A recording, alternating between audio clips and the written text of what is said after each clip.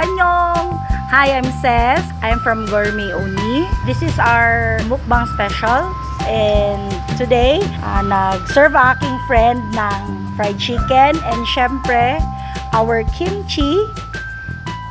This is homemade and then rice and syempre coke. Actually, itong fried chicken, the best ito. Luto ito ng friend ko.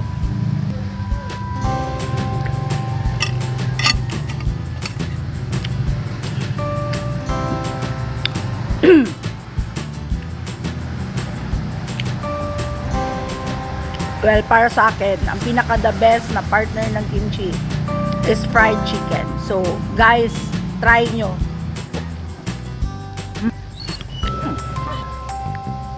So, guys, isa lang masasabi ko sa inyo. Support local.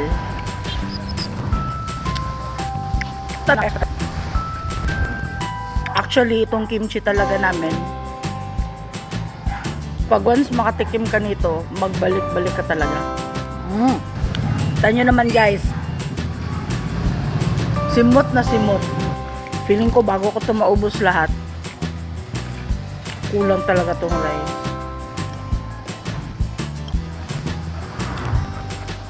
So guys, if you want to taste our kimchi, just PM us ha. Kita nyo naman, kung hindi talaga masarap ang fried chicken ng friend ko, hindi ko kainin pati buto. Pero actually, yung kimchi lang yung ginasell namin guys ha. Yung fried chicken, homemade, mas masarap talaga. So, kung may gusto kayong, requested video, na kung anong gustong sunod na kakainin, paired with kimchi, so, comment nyo lang. Look guys, oh. Oh, diba? Homemade lang yan. Pero hindi yan tinipid sa ingredients. Wow, narinig nyo yun?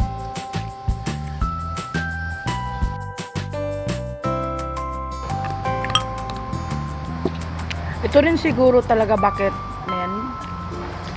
ginahanap-hanap talaga kapag matikman talaga ang kimchi kasi makagana pala talaga ng kain.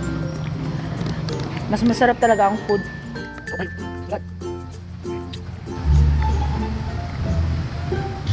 Excuse me.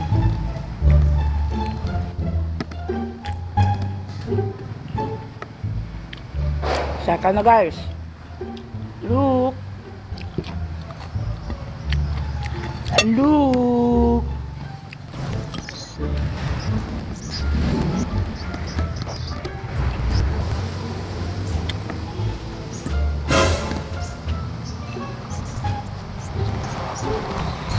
So, huwag niyong kalimutan ha na i-like yung page namin.